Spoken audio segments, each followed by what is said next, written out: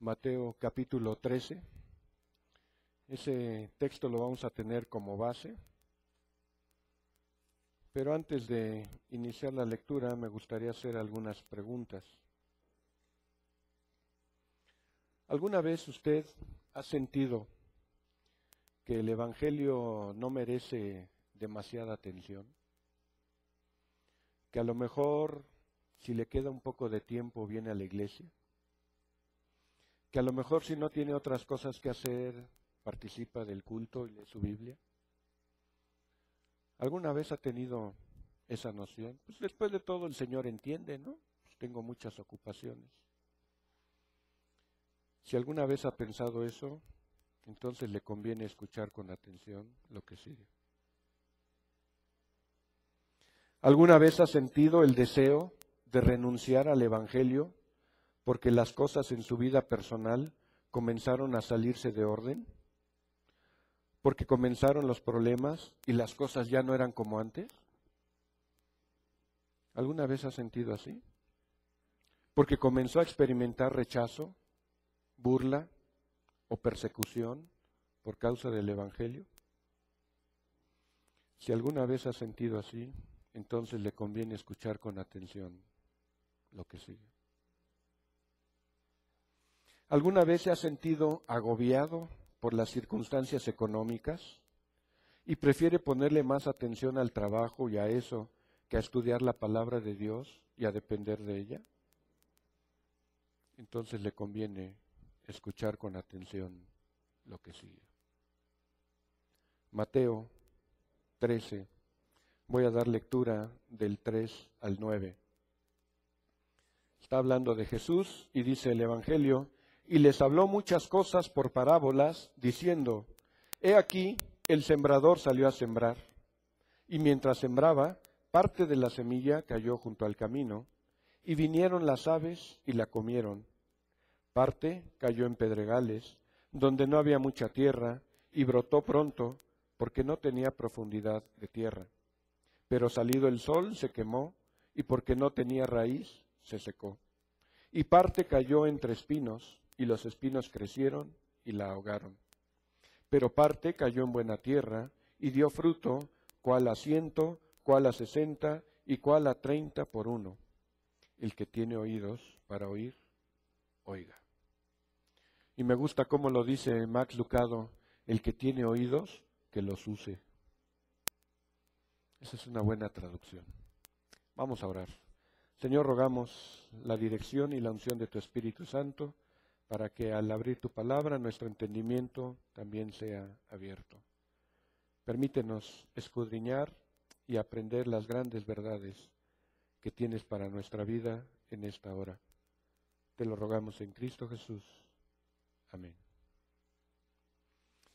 Iniciamos una serie de predicaciones sobre las parábolas.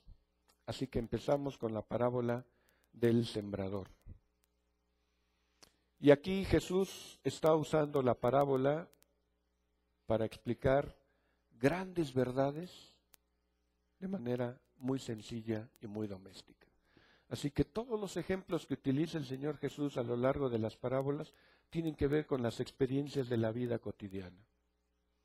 Pero escuchaba yo hace unos 15 años quizás a un miembro de Sociedad Bíblica Internacional, en donde nos compartía y decía: ¿cómo le puedes predicar la parábola del sembrador a los esquimales cuando nunca han visto la tierra?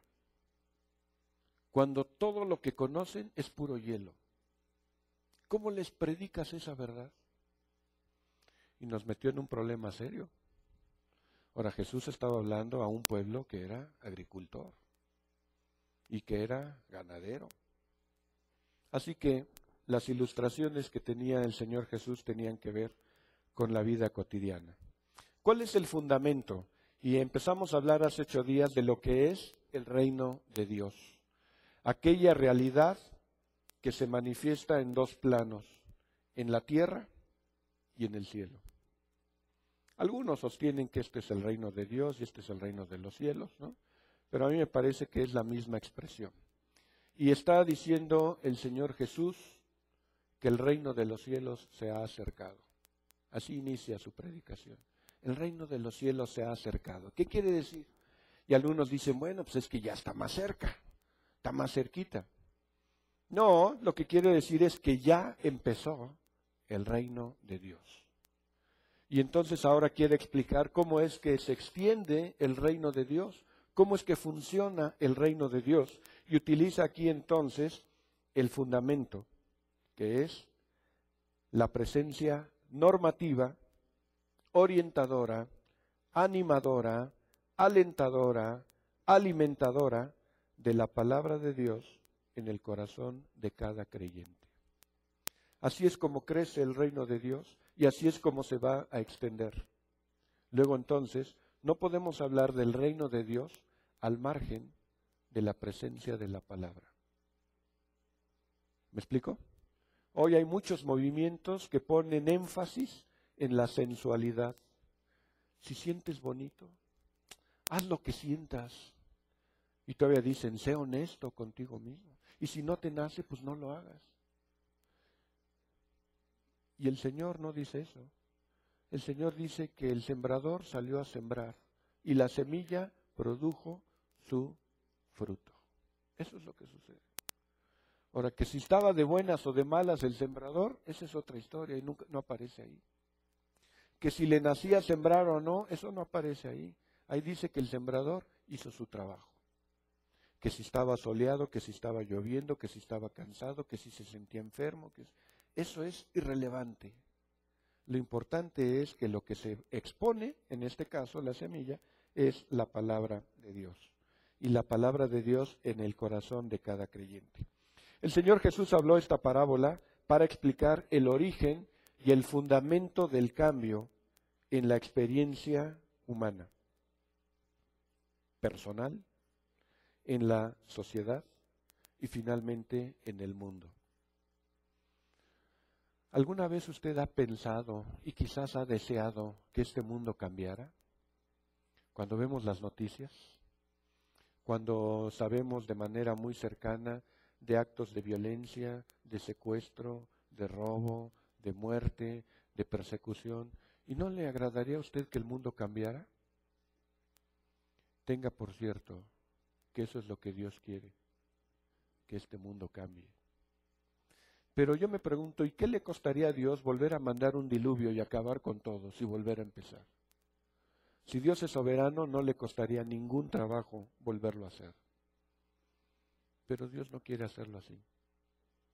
Dios quiere que haya una reacción individual y voluntaria de someterse a la voluntad de Dios, al propósito de Dios. Y eso es lo que espera que suceda con cada uno de nosotros. ¿Quién es el sembrador? La parábola no dice quién es el sembrador. Lo único que dice es que el sembrador es el que siembra. Eso es lo único que dice. Salió el sembrador y comenzó a sembrar. ¿Y quién es el sembrador?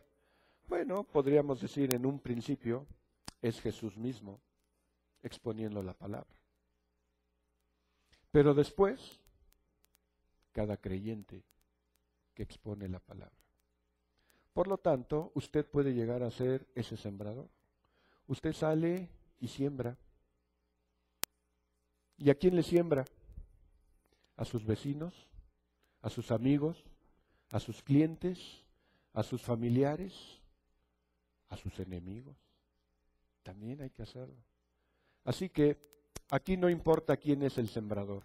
Lo que el Señor Jesús está diciendo es que el reino de Dios se extiende porque hay alguien que está sembrando la semilla y sale al campo de acuerdo a Mateo. Estamos leyendo Mateo 13, ¿no? Verso 3, y aquí el sembrador salió a sembrar. Y luego, ¿qué es lo que sembraba? Vamos a ver lo que dice el paralelo, Marcos 4:14. Y me voy a mover en los paralelos porque hay detalles interesantes en cada uno. Marcos 4:14 dice, el sembrador es el que siembra, ¿qué? La palabra. Así que las semillas, lo que va sembrando es la palabra de Dios. Eso es lo que dice Marcos, ¿no? Y Lucas 8, verso 11, también narra la historia, y él dice, esta es pues la parábola, la semilla es la palabra de Dios. Así que el sembrador sale y empieza a sembrar. ¿Y qué es lo que siembra? La palabra de Dios.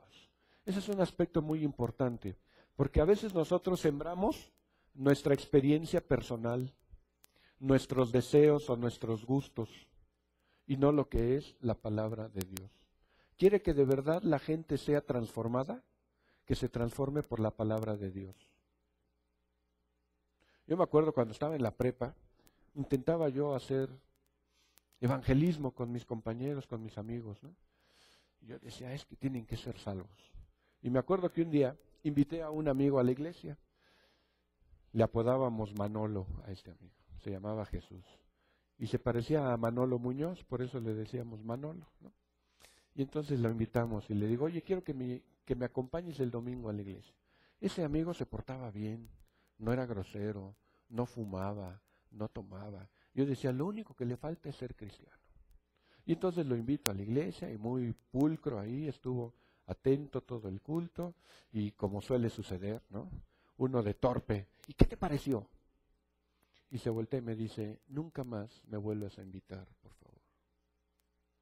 Y así cubetada de agua fría. Yo decía, a este lo único que le faltaba es el evangelio. Pues déjeme decir, ahora pensando en perspectiva, a todos es a los que nos falta el evangelio, no nomás a los que se portan bien. Mientras peor se portan, más les hace falta. ¿Me explico? Y entonces nosotros predicamos y lo que necesitamos es predicar la palabra de Dios. Ahora, uno puede compartir su testimonio y eso es importante y que la gente vea cómo la palabra de Dios ha obrado en uno o en la familia o en el negocio o con una situación particular.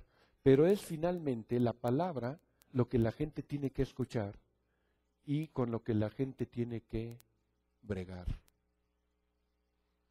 Porque finalmente, si el doctor Julio no quisiera escucharme, su problema es con Dios, no conmigo. Porque en último análisis, yo no escribí esto. Es más, él podría decir, es que a mí no me gusta esto y esto y esto, y a lo mejor yo estoy de acuerdo con él, a mí tampoco me gusta, y vamos a arrancarle las hojas que no nos gustan. Pero la verdad es que yo no escribí la palabra. Y a veces uno se adjudica situaciones cuando alguien dice, yo no quiero escuchar el evangelio, a mí no me platiques de eso, yo estoy bien con mi religión, mis papás me enseñaron esto, en nuestra familia no creemos en tal o cual. Ok, está bien, pero no es tu problema conmigo. La gente tiene que entender esto, porque en último análisis mi testimonio sería, yo también peleé como tú para tratar de resolver eso. Ahora, yo decidí resolverlo de esta manera, si tú no lo quieres resolver, esa es otra historia, pero no tienes por qué tomarme como enemigo. Y sin embargo, el Señor Jesús también habló en algún momento que por causa del Evangelio íbamos a tener enemigos.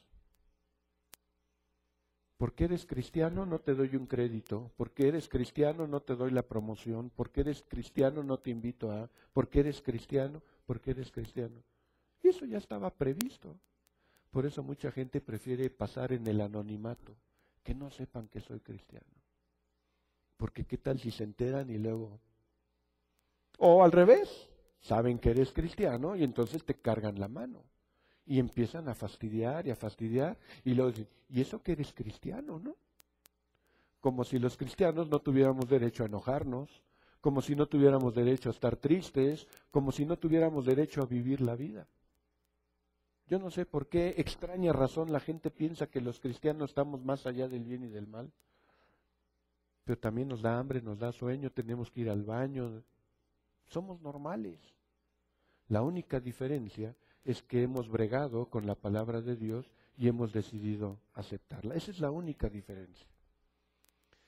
Entonces, ¿quién es el sembrador? Pues en principio es el Señor Jesús. Pero por extensión, cada creyente debe sembrar la palabra. Cada creyente. Ese es nuestro trabajo. ¿De verdad quiere usted que se extienda el reino de Dios? Pues hay que predicar. Yo me pregunto, ¿cómo esperamos que este país cambie si nuestras autoridades no son temerosas de Dios? ¿Cómo esperamos que el gobierno deje de ser corrupto si nuestras autoridades no son temerosas de Dios? ¿Cómo esperamos que el comerciante me dé kilo completo y le pago yo el kilo completo si no es temeroso de Dios? Hace años decía un pensador cristiano, se nota la influencia del Evangelio en una sociedad cuando te topas con un mecánico honesto. Ahí se nota. Ahora yo lo pregunto al revés, ¿cuántas veces ha visto un mecánico honesto? Y todos te quieren llevar al baile, y todos le sacan cosas a tu carro. Mira que tiene esto, que tiene aquello, que no sé qué. Cuando dice, pues si nomás era un detallito. Hace años llevaba yo mi carro a una agencia y un buen día, pues a servicio, ¿no? ¿Cuánto te cuesta un servicio? En aquella época costaba 1,500, 1,700 pesos, me costaba el servicio. Y cuando llego me sacan mi factura 23,000 pesos. Y me peleé con el señor, le digo, oiga, discúlpeme, ¿qué le hizo al carro? ¿Vale más el servicio que el carro? Me dice, es que le cambié el toldo. ¿Quién se lo autorizó? Y le hice acá, sí, vamos a revisar. Ni le cambió el toldo, ni las vestiduras, y me estaba cobrando 23,000 pesos. Agencia. Y le dije, ¿sabe qué? Nunca más regreso aquí. Y me hablaban ahí los de servicio al cliente, oiga señor, no, ¿a quién le quieren ver la cara de paisano? Le estoy pagando lo justo, así que yo espero que me traten justamente. ¿No te da coraje eso? ¿Que compras 1 kilo de huevos que pesa medio kilo? ¿No te da coraje eso? ¿Que compras tus boletos para el cine o para el teatro en primera fila y te mandan al final y te los cobraron como si fuera primera fila? ¿No te da coraje que te estacionas correctamente y la grúa se llevó tu carro indebidamente? Y de repente te das cuenta de que el mundo necesita de manera urgente que se someta a la palabra de Dios. ¿Queremos ver cambios en el mundo? Pues hay que predicar la palabra. Y eso es lo que hace el sembrador, sale y empieza a sembrar y empieza a sembrar. Y tenemos 4 escenarios de lo que sucede aquí. Un comentarista llama al primer escenario los frívolos, los que viven en la frivolidad. ¿Quiénes son estos? De acuerdo al pasaje, seguimos en Mateo 13, dice, y mientras sembraba, parte de la semilla cayó junto al camino y vinieron las aves y la comieron. Ahora, yo no voy a interpretar la parábola, porque estuve tentado a hacer la interpretación y dije, ¿para qué la interpreto si el Señor Jesús la interpretó? Entonces vamos a ver qué es lo que dice el Señor Jesús. Así que ahí mismo en el capítulo 13, váyase hacia el verso 18, porque le preguntan los discípulos, ¿y qué significa la parábola? Y a partir del verso 18 dice, oíd pues vosotros la parábola del sembrador. Cuando alguno oye la palabra del reino y no la entiende, viene el malo y arrebata y lo que fue sembrado en su corazón. Este es el que fue sembrado junto al camino. Y es a lo que llama un comentarista los frívolos, los que están junto al camino, los que oyen la palabra pero no la entienden. Entonces dice, viene el malo, Marcos dice Satanás, Lucas dice el diablo, y les quita la palabra de su corazón para que no crean y para que no sean salvos. Y así hay gente, usted le platica, ay, sí, cómo no, ay, qué padre, ¿no? Luego voy, ¿no? Ay, fíjate que hoy no pude, ay, es que tengo mucho trabajo, ay, es que me sentí mal, ay, es que está lloviendo, ay, luego la vemos, ¿no? Ahí nos ponemos en contacto. Y te das cuenta que la gente no asume el compromiso. Dice la Escritura que son los que la oyen, pero no permanecen. Y entonces viene Satanás y lo poquito que alcanzaste a escuchar, te lo arrebata. Ahora, ¿para qué lo arrebata? Para que no creas. Y la implicación, para que no seas salvo. Qué cosa tan dura. Ahí tenemos el primer escenario. Lo que llamarían los del camino, los de junto al camino, los que son frívolos. Oyen y oyen de manera muy superficial, con desinterés. Oye, tenemos un estudio bíblico. Ah, sí, ahí vamos. ¿Va a haber galletas y café? Si no, no voy, ¿no? Pues no va a haber. Entonces ya veré si puedo. Y hay gente que condiciona así. Viene el diablo y arrebata. No son salvos. Después, regresamos al verso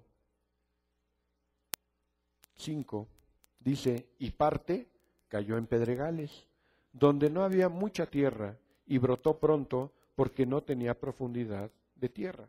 Pero salido el sol se quemó, y porque no tenía raíz, se secó.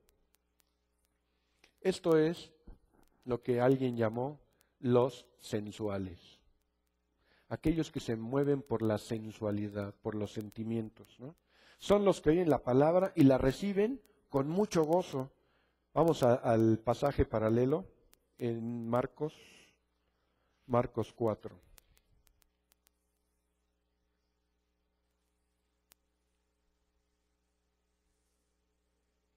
Verso 5 dice, pero parte cayó en pedregales donde no tenía mucha tierra y brotó pronto porque no tenía profundidad.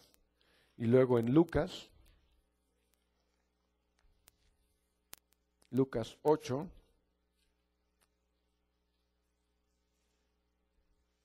dice, los de sobre la piedra son los que habiendo oído, reciben la palabra, ¿con qué?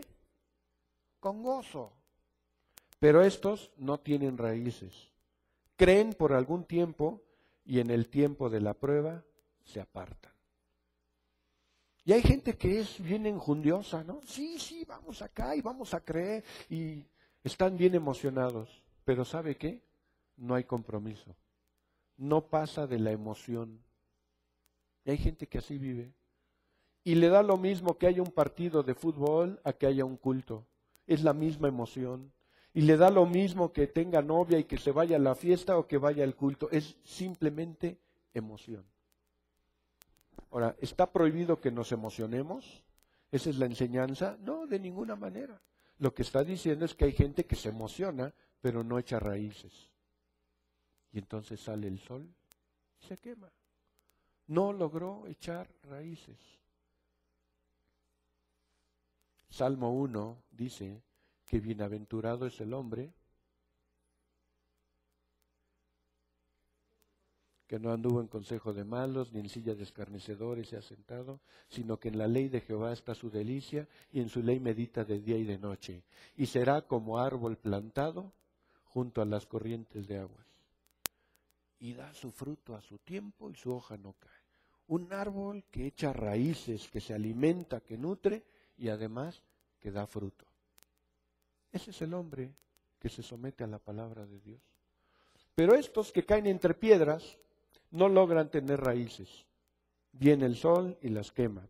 Los que oyen la palabra y la reciben con mucho gozo, pero no tienen profundidad porque son emocionales, no tienen raíz, son de corta duración, son cristianos express, son creyentes express. Y así como empiezan, así se acaban.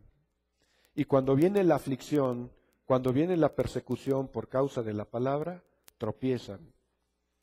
Creen por algún tiempo, pero cuando vienen los tiempos de prueba, se apartan con la misma emocionalidad con la que iniciaron.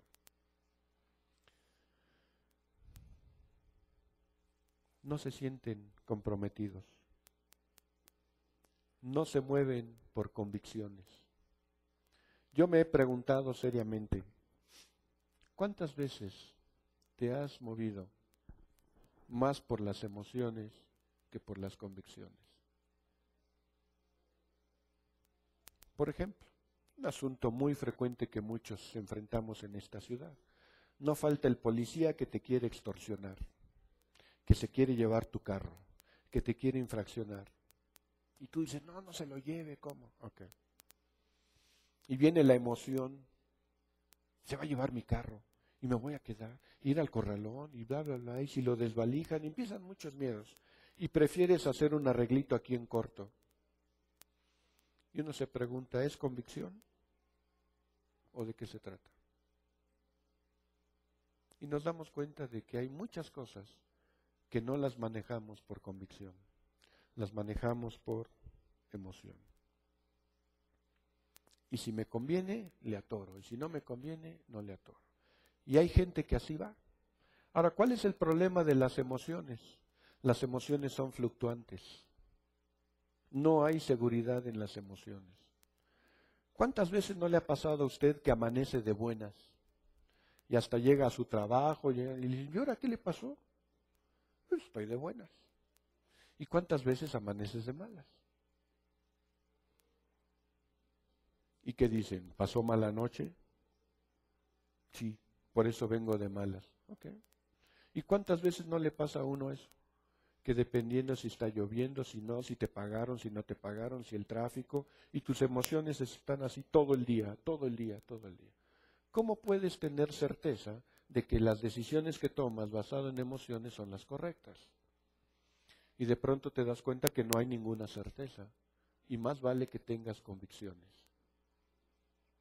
He puesto este ejemplo en varias ocasiones, ¿no? De cuando viajaba yo en avioneta allá en la Sierra de Oaxaca y de repente nos agarra un ventarrón ahí y nos hacía como papalote la avioneta y así como esperando en cualquier momento esto se desploma. Y me preguntaba una de las chicas que me acompañaba, ¿y no tienes miedo? Ella estaba panicada y estaba llorando. Y si no tienes miedo, pues sí, claro que tengo miedo. Pero yo vengo viendo al piloto. Y mientras el piloto no haga movimientos sospechosos como buscar un paracaídas, yo estoy tranquilo. Él conoce la avioneta, él conoce la zona, él sabe de aeronáutica, yo no. Pero mientras yo lo vea ahí tranquilo, maniobrando, yo no tengo por qué tener miedo. Sí sentía miedo, por supuesto, pero había otra convicción. Y yo le decía, yo no creo que estoy en los planes de Dios para morir como cucaracha aplastada.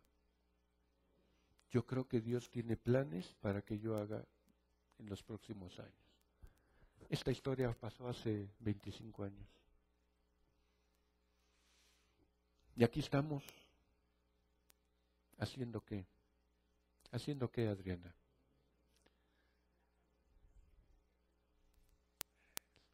Ahora lo voy a decir porque quiero que se aprendan esta frase. Y va a ser la frase que en los próximos 50 años les voy a estar preguntando. Lorenzo, ¿cómo estás?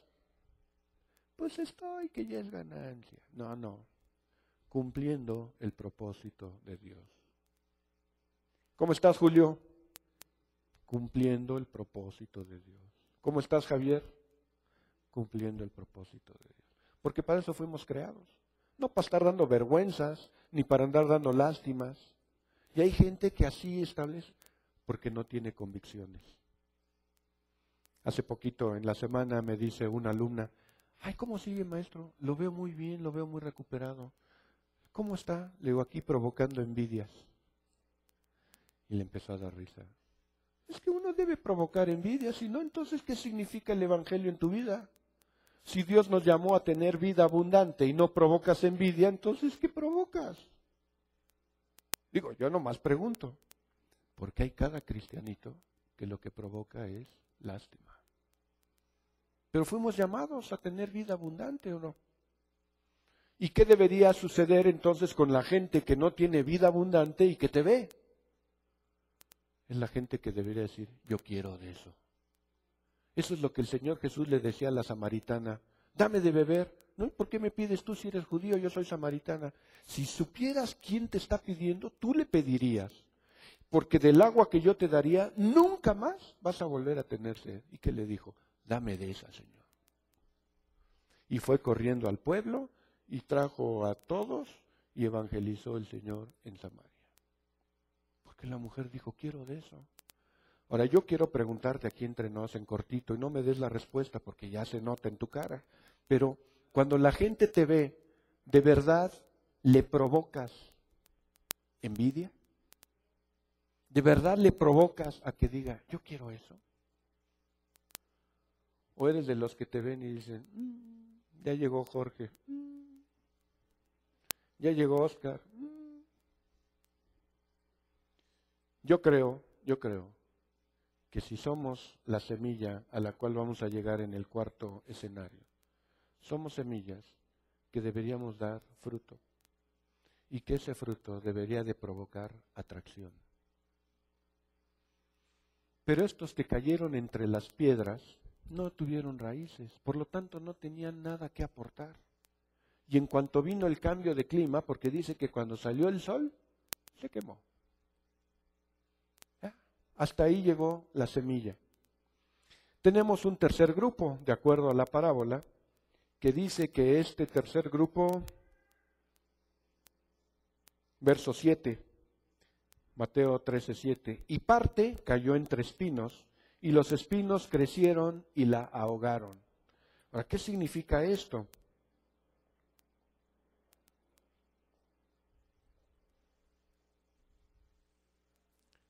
Verso 22, el que fue sembrado entre espinos, este es el que oye la palabra, pero el afán de este siglo y el engaño de las riquezas ahogan la palabra y se hace infructuosa. Las riquezas. ¿Cuánta gente hoy no está atorada con esto? Y están de alguna manera esperanzados a que la cosa mejore. Vamos a ver qué dice Marcos.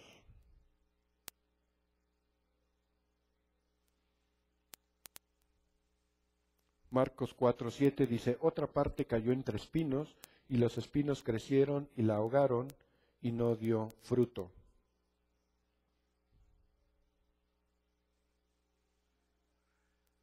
Y en el verso 18 dice, estos son los que fueron sembrados entre espinos, los que oyen la palabra, pero los afanes de este siglo y el engaño de las riquezas. Nótese que no está diciendo la riqueza, el engaño de las riquezas. Y las codicias de otras cosas entran y ahogan la palabra y se hace infructuosa. ¿Cuál es el engaño de la riqueza? ¿Y cuáles son las codicias de otras cosas? Yo no sé, pero me voy a imaginar. Hace unos meses, en un curso que estábamos ahí con la secretaría, estábamos platicando un doctor y yo, y de repente, pues venía este asunto del Buen Fin, que ya es el segundo año que se hacía. Y él me decía, el Buen Fin del año anterior tuvo su éxito en la venta de pantallas de plasma. Y eso es lo que la gente quería. Y a eso fue a la venta. Vaya usted a la venta nocturna de no sé qué, vaya al rebájale, vaya al Julio Regalado, vaya a la barata de Liverpool, vaya y vea qué es lo que la gente está buscando. Y te das cuenta de que muchas de esas cosas no se necesitan. Ahora, se ve uno mal con su tele todavía de bulbos, ¿no? Dice que hay que soplarle para que caliente y se prenda la pantalla. Bueno, ya las nuevas generaciones ni saben lo que son los bulbos, pero otros sí entienden lo que son los bulbos. Eso que había que esperar a que se prendiera el foquito y se apagara, ¿se acuerdan? Se ve mal. Oye, pues ya tu carro está viejo, pues ¿por qué no te compras uno? Pues ya se ve mal ese carro. Oye, ya tu ropa está pasada de moda, es del siglo pasado, ya cambia de ropa. Y nos damos cuenta que con frecuencia, lo que la mercadotecnia está haciendo es engancharte con lo que llama aquí el engaño de la riqueza. Porque básicamente lo que te vende la mercadotecnia es que si no compras, si no consumes, si no asistes, si no tienes, entonces no vales. Ese es el engaño. Y el Señor Jesús dijo, no puedes servir a la riqueza y a Dios. Son diametralmente opuestos. Y Pablo después en una sesuda carta escribe, el amor al dinero, ¿es qué? El principio de todos los males. Lo que es la gente capaz de hacer con tal de ganar dinero. Metes chanchullo en tus productos, ¿no? ¿Qué está de moda hoy? Los vinos y licores adulterados en las tiendas, en los restaurantes, en los antros, ¿no? Los kilos de 800 gramos, la gasolina adulterada, no digo bautizada porque se oiría mal, pero la bautizan en muchas gasolineras, ¿no? Quizás porque piensan que va a andar de milagro el carro, ¿no? Pero nos damos cuenta de que toda la gente está buscando la manera de obtener riqueza, obtener riqueza, obtener riqueza. Ahora la pregunta, ¿Dios está peleado con la riqueza? No. Dice la Escritura que Dios da prosperidad y dice que añade riqueza. Y cuando añade riqueza, no hay tristeza con ello. Pero ¿cuánta gente está buscando hacerse rico y paga caro las formas en que lo está haciendo?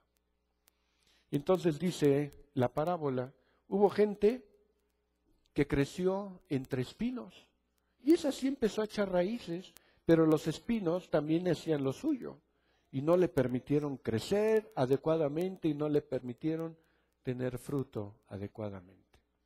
Ahora, hay gente que escucha la palabra y está convencida, pero deja que los afanes de la vida, híjole, ya viene la mensualidad, híjole, tengo que pagar la renta, híjole, ya viene la colegiatura, híjole, ya viene, híjole.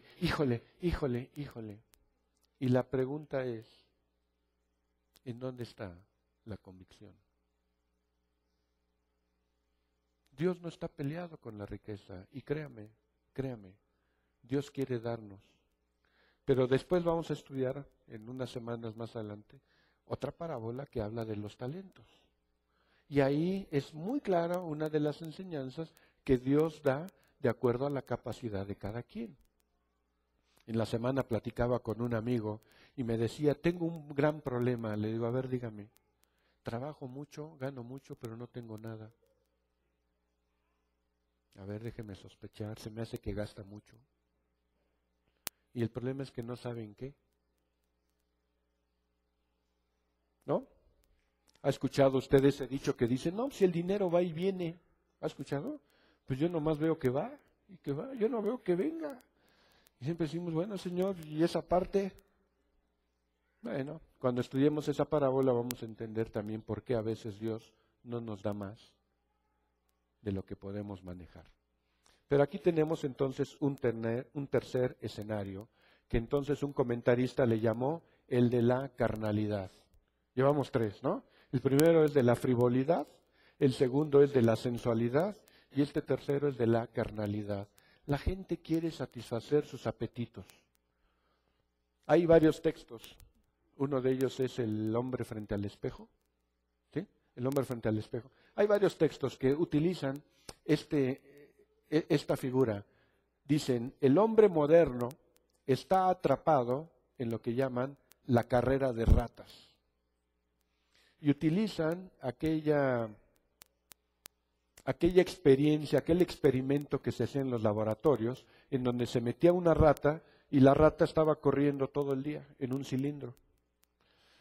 Y varios autores hacen el comentario similar diciendo, el hombre moderno está metido en una carrera de ratas. Y corre, y no llega a ningún lado. Y la gente quiere trabajar más. ¿Para qué? Para ganar más. ¿Y para qué quiere ganar más? Para gastar más. Y dicen, y lamentablemente ahí termina el razonamiento. ¿Quieres más? Para gastar más. Si esto es cierto, entonces lo que está diciendo la parábola es que hay mucha gente que vive engañada por el dinero y por los deseos de ciertas cosas. ¿Para qué quieres ganar más? Hay otra parábola en donde dice el Señor que hay un hombre que se puso a trabajar y le fue bien y prosperó y se sentía dueño de todo. Y el Señor les dijo, necio, hoy vengo por tu alma. Y terminaba diciendo, ¿de qué le sirve al hombre ganar toda la riqueza del mundo y perder su vida? Ahora yo me pregunto, ¿cuántos de nosotros estamos atorados queriendo ganar la vida? Y como dice el papá de Mafalda, pero perdiendo la vida al mismo tiempo. Y te quieres ganar la vida perdiendo la vida. Y en una ciudad como esta hay tres efectos que puedo apostar sin equivocarme que todos estamos sufriendo. Por razón de la distancia, del tráfico y de los compromisos, cada vez tenemos que salir más temprano de casa. cada vez llegamos más tarde, ¿cierto? Entonces los 3 efectos es que, primero, cada vez descansas menos. Segundo efecto, no comes correctamente, no comes adecuadamente. Pues hay lo que encuentre, lo que pueda. Si me alcanza, me compro una garnacha y si no, pues me aguanto hasta en la noche. O lo que sea más barato. Y el tercer efecto normalmente es que le pegas a la dinámica familiar. Porque como sales más temprano y llegas más tarde, ¿a qué horas ves a la esposa? ¿A qué horas ves a los hijos? ¿A qué horas tienes convivencia? ¿A qué horas hay recreación? ¿A qué horas estás en tranquilidad con la familia? Y de pronto estás descubriendo que por ganar más estás perdiendo lo importante. Y dice aquí la parábola, esos son los que cayeron entre espinos. Iban bien, pero se empezaron a afanar por la cuestión económica. Y voy a ser más radical en el planteamiento. No solo por la cuestión económica, sino por sus estilos de vida. Hoy la gente está más preocupada por un estilo de vida que el mundo vea socialmente aceptable que por lo que Dios piense de usted. Hace unos años me encontraba en la Catedral de Cristal, allá en Disneylandia, y el pastor en aquella época acostumbraba a tener como parte, no voy a decir del culto, porque no era realmente un culto, como parte del show. Siempre tenía artistas, políticos, deportistas, de talla internacional.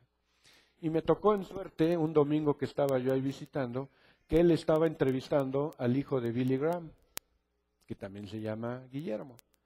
Y entonces le preguntaba, ¿y de verdad te vas a ir de misionero a África? Y aquel decía, sí.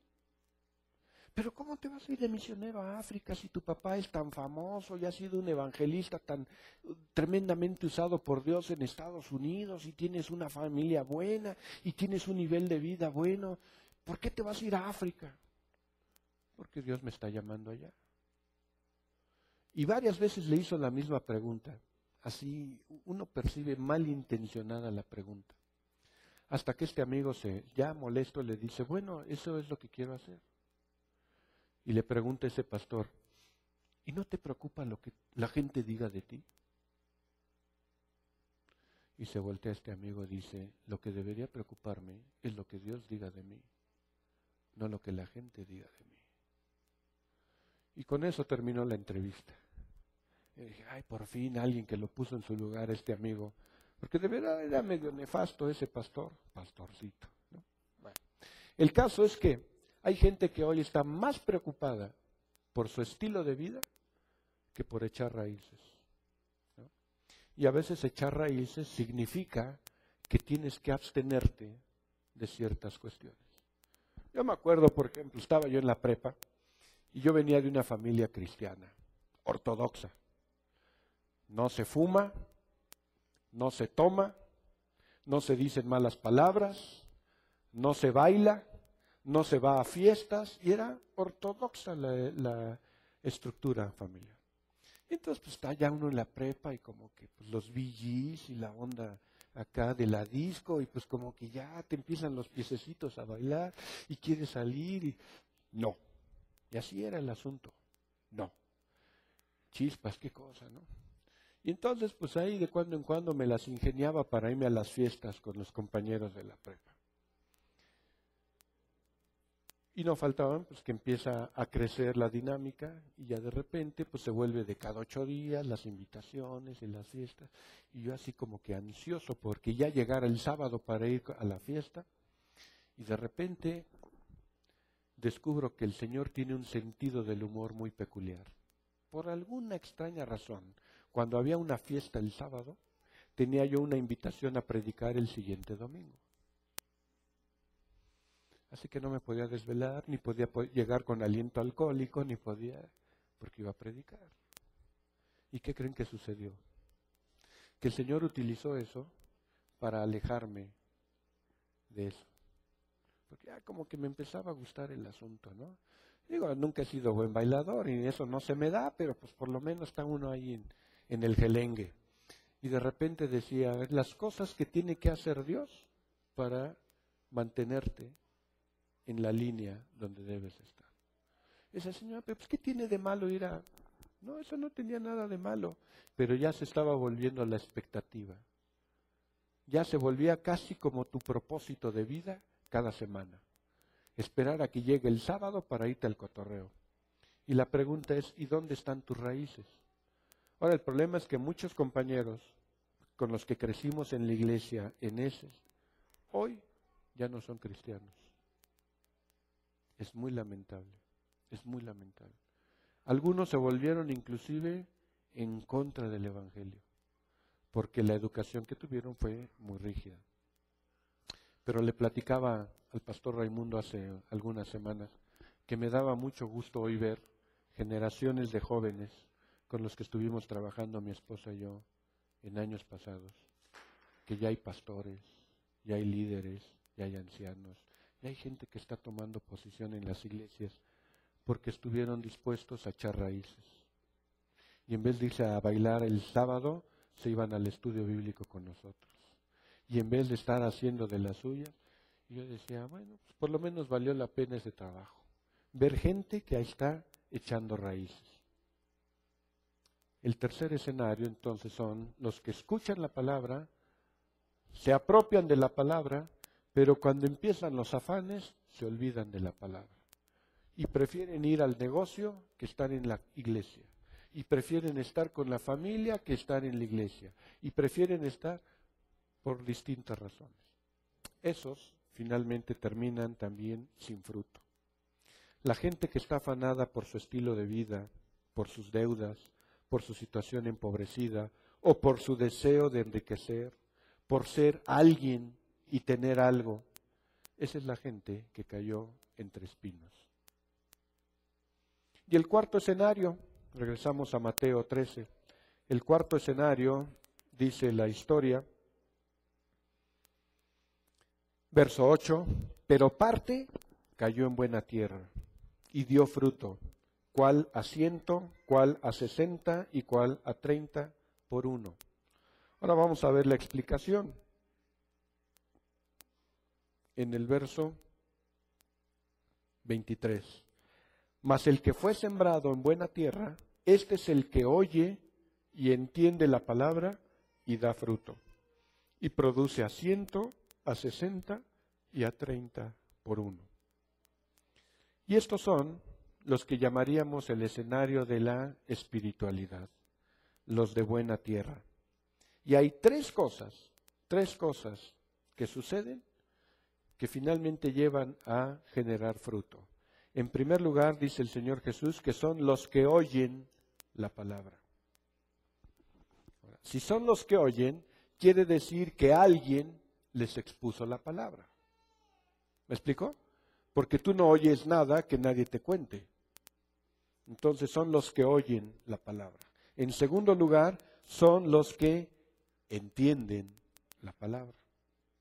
Hay mucha gente que oye y parece que le entra por acá y le sale por acá. Y uno dice, a ver, pero tantas veces que hemos hablado de esto.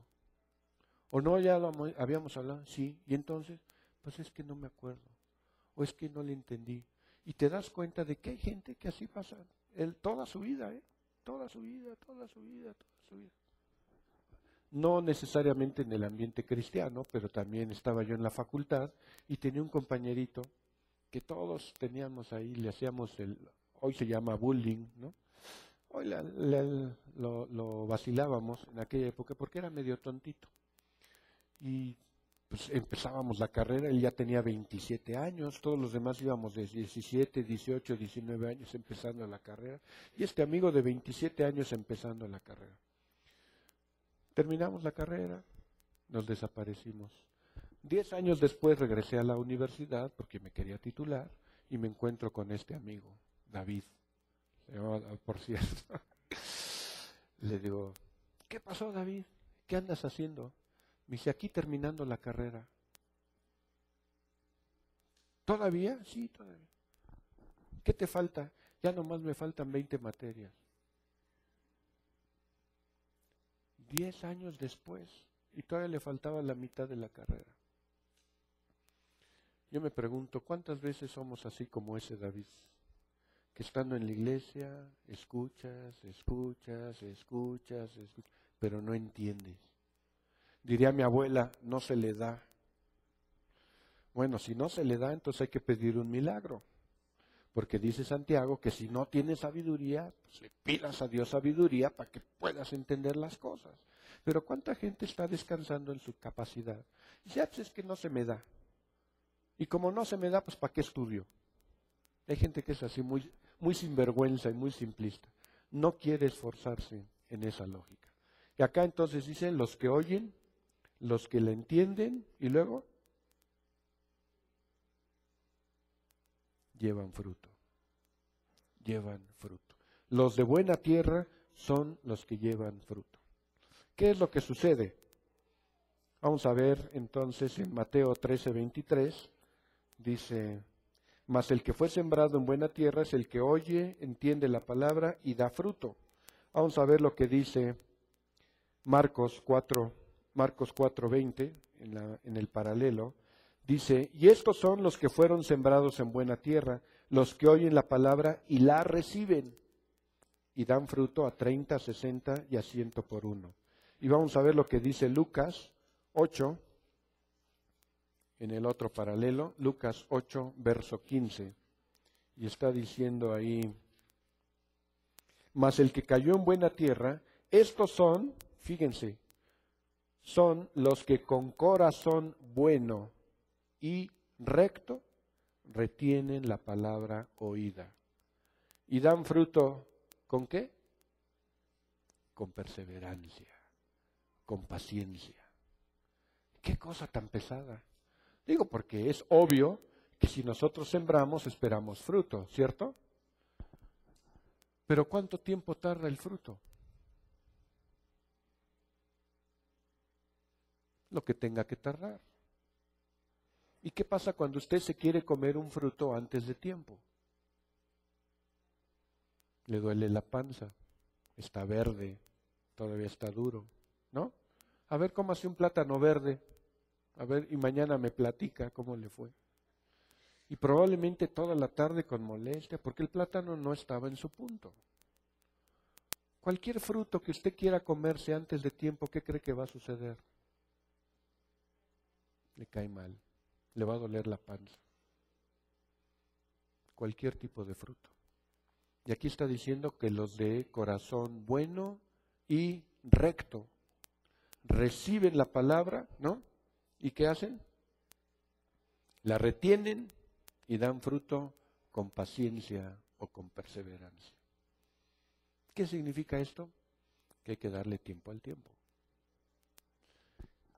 No se trata de carreras.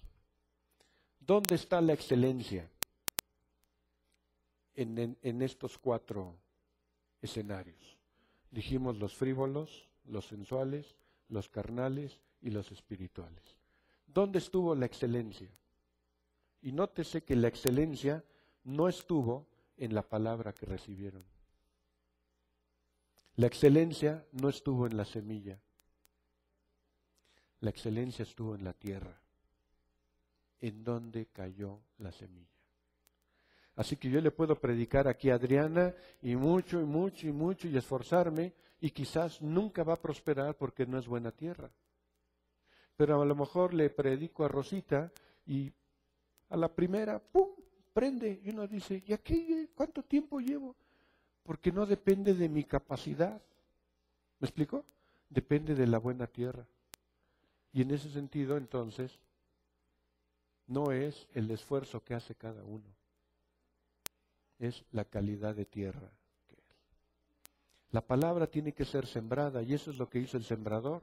Dice que la palabra, ¿no? Y una cayó aquí, otra cayó acá y el sembrador hizo su trabajo. ¿Cuántos respondieron? No se sabe. Pero yo le preguntaría a usted, ¿cuál es la realización de la semilla sembrada?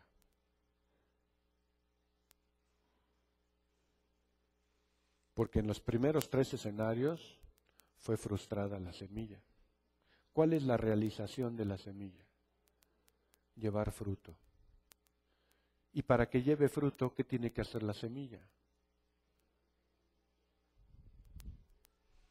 En otro pasaje bíblico dice que para que la semilla dé fruto, tiene que morir primero. Y eso es lo que sucede. Tiene que morir a sus afanes, a sus intenciones, a su estilo de vida, a sus proyectos, a sus miedos, a sus emociones. Tiene que morir a eso para que entonces la semilla dé fruto. Ahora, nótese entonces una cosa que es muy importante ahí. Vamos a redondear. Dios trabaja y Dios extiende su reino a través de los sembradores de la palabra, o sea, cada uno de nosotros. El reino de Dios se fundamenta en la exposición clara y contundente de la palabra. Usted debe exponer la palabra, aunque no le guste. A mí me preguntan, ¿y usted qué opina? Bueno, yo te puedo decir lo que yo opino, pero más me vale que te diga lo que dice la palabra. Y puede ser que estemos de acuerdo o no, pero eso es lo que dice la palabra. La palabra de Dios es el elemento germinador, vivificador, potencializador en la vida de las personas. Y eso es lo que tenemos que asegurarnos, que la gente está guardando la palabra en su corazón. Los que escuchan caerán tarde o temprano en alguno de estos 4 tipos de ambiente. Y cada uno tiene sus propias consecuencias. El resultado, ¿de quién depende? Exclusivamente de Dios. No depende del sembrador, depende de Dios. Ya revisaremos otra parábola donde se habla precisamente del crecimiento milagroso. Eso depende de Dios, no de lo que hace el sembrador. Así que su trabajo, su encomienda, su responsabilidad es sembrar. Si echan raíces o no, si crecen o no, si dan fruto, eso ya no es bronca de usted. Eso es lo que Dios va a hacer en el corazón de la gente. Los problemas y las pruebas son inherentes a la experiencia humana. Hay burla, hay odio, hay persecución. Pero eso ya estaba predicho, así que tampoco debería tomarnos por sorpresa. Las personas tendrán un comportamiento productivo distinto. Unos, ¿a cuánto produjeron? ¿A 30? ¿Otros? ¿A 60? ¿Y otros? Así que tampoco esperemos que todos den el mismo fruto. Por lo menos la parábola no da elementos para sustentar que todos los cristianos tenemos que tener los mismos frutos. No, eso va a depender de una dinámica personal que cada uno tenga con el Señor. Así que las personas tendrán un comportamiento productivo distinto, quizás dependiendo de la capacidad productiva de cada quien. Sin embargo, es claro que los de la buena tierra no estuvieron ociosos en el reino de Dios. Y eso yo creo que es muy importante, y quiero levantar aquí una pregunta. ¿Usted se considera de buena tierra? ¿O es de los del pedregal, o los del camino, o de los espinos? Si usted se considera buena tierra, entonces usted no puede permanecer ocioso. Necesariamente usted tiene que dar fruto. Ahora, si no da fruto, me queda muy claro entonces que no es de buena tierra, aunque venga y me lo presuma. Lo que necesitamos ver es el fruto. ¿Me explico? Jorge ha sido fructífero. Si yo sigo con la exposición, cuando dice que da fruto a 30, 60 y a 100, cuando das el 100, ¿qué das? Todo. Jorge se reprodujo al 100% con Esther y se reprodujo al 200% con Claudia. Es productivo Jorge.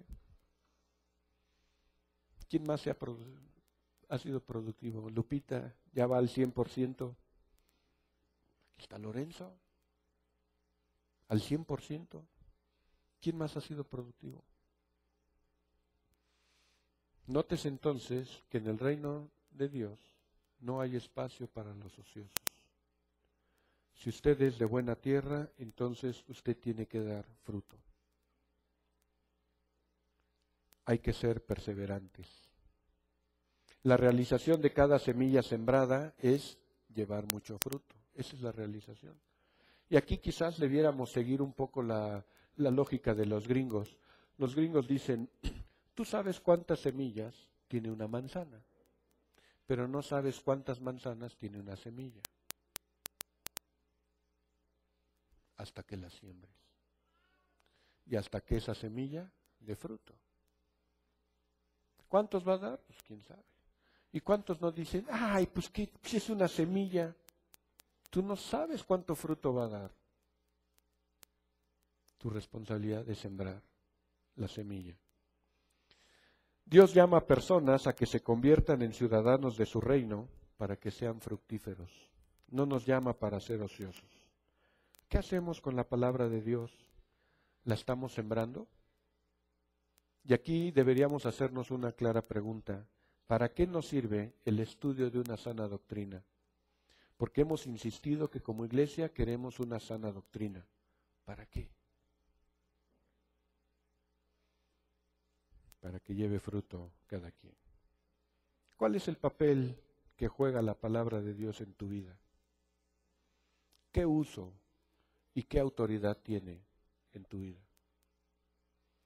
Si de verdad vas a tomar en serio esto, entonces tienes que entender que Dios se ha fijado en ti porque eres buena tierra y lo que Dios espera de ti es que des fruto. ¿Significa que los de buena tierra no tuvieron problemas? No. Y si alguna vez estás en el campo, te vas a dar a cuánto se expone la semilla sembrada. A las aves, a los gusanos, al exceso de agua, a la falta de agua. Tantas cosas que pueden echar a perder la siembra. Por eso el sembrador tiene que estar atento ahí y estar cuidando. Por eso ponen los espantapájaros, por eso ponen pesticidas. ¿Por qué?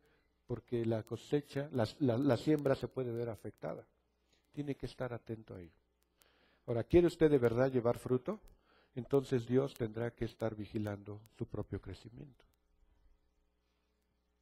Y ya como que eso no gusta mucho. Pero eso es parte del proceso.